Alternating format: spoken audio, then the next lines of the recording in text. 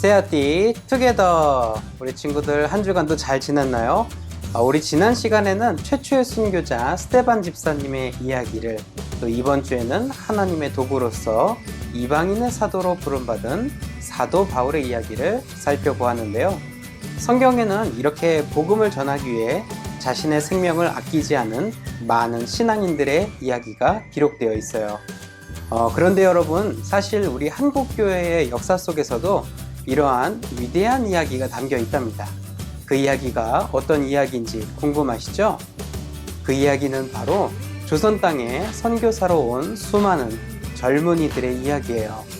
하나님을 알지 못하여 어두움 속에 빠져 있던 나라, 외세의 잦은 침략으로 두려움 속에 문을 닫고 살던 나라, 그러한 조선이라는 나라를 위해 복음 들고 지구 반바퀴를 돌아 건너온 위대한 젊은이들이 있었답니다. 그 수많은 젊은 선교사님들 중에 우리는 최초의 개신교 복음 선교사이자 세문안교회 설립자인 언더우드 선교사님에 대해 알아보고자 합니다. 자, 여러분 귀를 쫑긋 세우고 들어보아요. 언더우드 선교사님께서 조선에 도착한 시점은 1885년 4월로 26살 때였습니다. 언더우드 선교사님께서 도착했을 당시만 하더라도 공개적으로 선교 활동을 펼칠 수 없었던 시절이라서 약제사로 일하며 처음 2년 동안은 주로 한글을 공부하면서 조심스럽게 활동하셨어요. 이때 선교사로 파송되기 1년 전에 이제 의학 공부를 1년 동안 해둔 것이 요긴하게 쓰였으며 제중원의 교사라는 공식 직함으로 알렌 선교사님을 도왔다는 기록이 남아 있습니다. 이 와중에 1886년 3월 29일 의학교가 조선에 열리게 돼서 교사로 활동을 시작하면서 물리와 화학을 학생들에게 가르치기 시작하셨어요. 이때 언더우드 선교사님은 영어가 아닌 한국어로 강의를 하셨는데, 처음부터 이렇게 한국어로 수업을 하실 수 있었던 것은 언더우드 선교사님의 한국어 공부에 대한 깊은 열의 덕분이었어요. 이렇게 빠른 시간 안에 조선의 언어를 배우는 만큼 자신의 사명을 감당할 강한 의지를 갖고 있었음을 우린 짐작할 수 있어요. 이후 언더우드 선교사님은 30년의 긴 세월 동안 복음 전도자, 성경 번역가, 교회와 학교 설립자, 신문과 잡지를 발간한 언론인, 열정과 냉정을 겸비한 사회운동가로 살아가시면서 한국 사회에 많은 유산을 남기셨어요. 그 수많은 업적 가운데 한 가지를 소개하자면 교육 사업이에요. 조선 선교 초기부터 소외된 사람들을 돕고 교육하는 일에 남다른 열의가 있었으며, 언젠가는 한국에 대학과 신학교를 세우겠다는 비전을 갖고 계셨어요. 결국 1886년 5월 11일부터 서울 정동에 있는 집에 붙어있는 건물을 이용해 고아원을 개원하셨는데, 이 학교가 오늘날 해화동에 자리 잡은 경신학교예요. 이 고아원 출신의 대표적인 인물이 바로 독립운동가 김규식 선생님이에요. 어머니를 잃고 버려진 채 병들고 굶주린 5살 아이였던 김규식을 키우시고 영어를 비롯한 각종 학문을 가르쳤어요. 이후 김규식은 YMCA에서 주도적인 역할을 할 뿐 아니라 언더우드 선교사님의 비서로 일하기도 했어요. 또한 언더우드 선교사님의 도움으로 로노크 대학과 프린스턴 대학에서 유학생활을 하고 한국 사회의 지도자로 성장했어요. 또한 1915년 3월 5일에는 조선 기독교 대학을 설립하셨는데, 초대 교장과 부교장을 각각 언더우드 선교사님과 에비슨 선교사님이 맡으셨어요.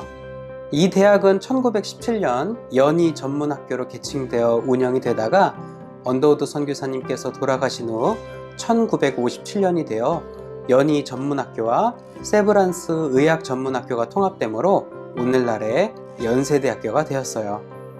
언더우드 선교사님은 문서사역, 즉 문서를 통한 복음의 전파에도 관심이 많으셨고 이를 실천에 옮기신 인물이었어요.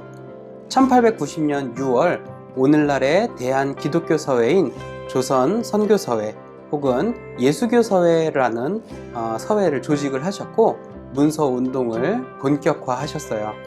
조선의 복음을 제대로 전하려면 한글로 된 성경을 편찬하고 이를 위해 사전을 편찬하는 것이 필수적이라고 생각하셨어요. 언더우드 선교사님은 자신의 조선어 교사였던 송덕조의 도움을 받아 1890년 일본 요코하마에서 한영사전, 영한사전, 한글 문법서 등을 발간하셨어요. 또한 1900년대에 이르러서는 동료 선교사님들과 조선인 조력자들과 함께 신약 성경과 구약 성경을 차례로 번역하여 발간하는데 정성을 다하셨어요. 또한 언더우드 선교사님은 1886년 7월 18일부터 전도를 하셨는데 조선 땅에서 이제 선교의 자유가 공식적으로 허락된 것이 1898년부터임을 생각을 한다면 무척 그 전도가 위험한 일이었어요. 하지만 죽음의 위협도 언더우드 선교사님의 복음 전파에 대한 열심을 막을 수 없었어요. 마지막으로 언더우드 선교사님은 미국과 캐나다 등지에서 젊은이들을 대상으로 조선 선교에 동참을 호소하셨고 모임들을 통해 유능한 선교사들을 하여금 조선 선교에 동참하도록 유도하셨어요. 1891년 9월 캐나다 토론토에서 열린 장로교회 연맹 총회에서 연설하셨을 때 이 연설을 듣고 조선 선교에 지원한 사람이 바로 에비슨 선교사님이셨어요. 에비슨 선교사님은 1893년 조선에 들어와서 제중원의 원장, 세브란스 병원의 건축, 세브란스 의학 전문학교 교장, 연희 전문학교 교장 등을 역임하시면서 언더우드 선교사님과 뜻을 같이 한 동역자였어요.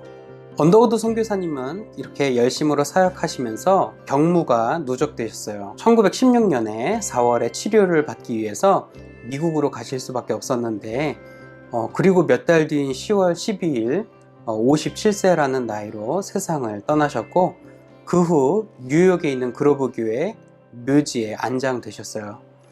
언더우드 선교사님은 한국에 묻히길 원하셨지만 가족들은 모든 절차에 소요되는 그 비용이 세문안교회 내에 있는 영신학원에 기부하는 편이 낫다고 판단을 했어요.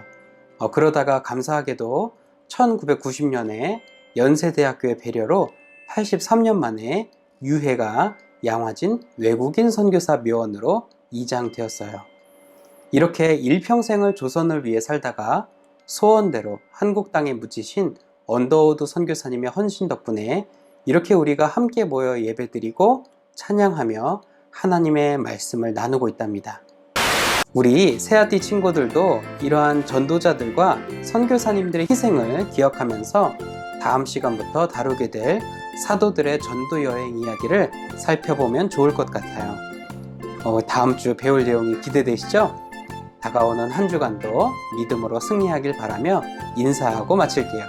안녕!